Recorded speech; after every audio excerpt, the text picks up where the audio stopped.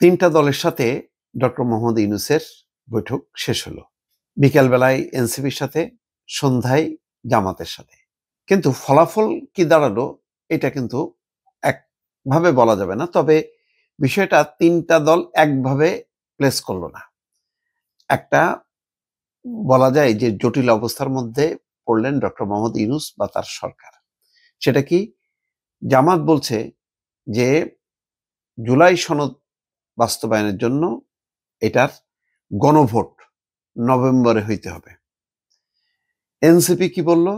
NCP বলল যে জুলাই সনদ বাস্তবায়নের আইনগত ভিত্তি দিতে হবে, তখন তারা স্বাক্ষর করবে। তার মানে এখনো স্বাক্ষর করবে না।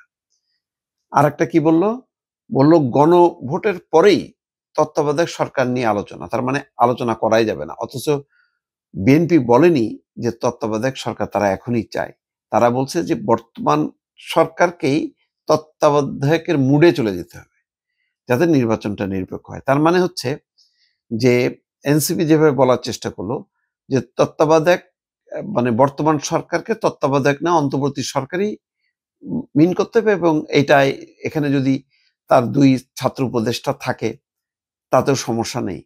যেটা অন্যরা বলতেছে যে মানে অন্তর্বর্তী সরকারে দলীয় লোক থাকা যাবে না, তাহলে এটা সরকার পক্ষপাত দুষ্ট হবে, বিতর্কিত হবে।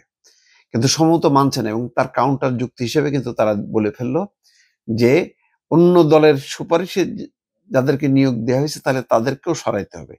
তার মানে এই ছাত্র উপদেষ্টারা থাকলে সমস্যা নেই, এটা এনসিপির অভিমত।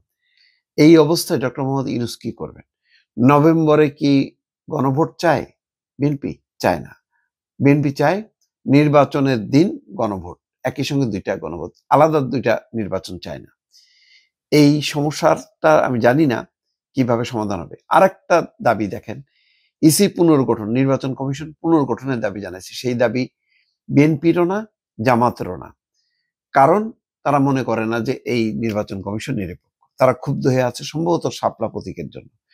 তাহলে তিনটা দলের সবগুলো দাবি যদি একত্রিত করা যায়, তাহলে এই অবস্থায় কি হবে?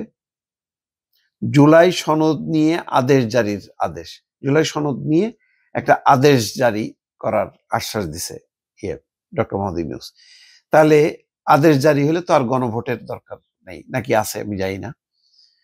এখানে একটা অনিশ্চয়তা আছে। বরং তিনটা দলকে নিয়ে যদি একসঙ্গে বসে, যেটা ডক্টর মোহাম্মদ ইউনূস নিউ ইয়র্কে করতে পারতেন, তিনটা দলের প্রতিনিধিরা ছিল, তাদের সাথে 9 দিন ছিল, প্রতি রাতে অন্তত 1 ঘন্টা করে যদি আলোচনা হইতো, 9 ঘন্টায় আলোচনায় একটা সমাধানের সূত্র বেড়ে আসলো। কিন্তু এখন পর্যন্ত কিন্তু বিরোধটা থাকলো, পরস্পর বিরোধী কথাবার্তা থাকলো।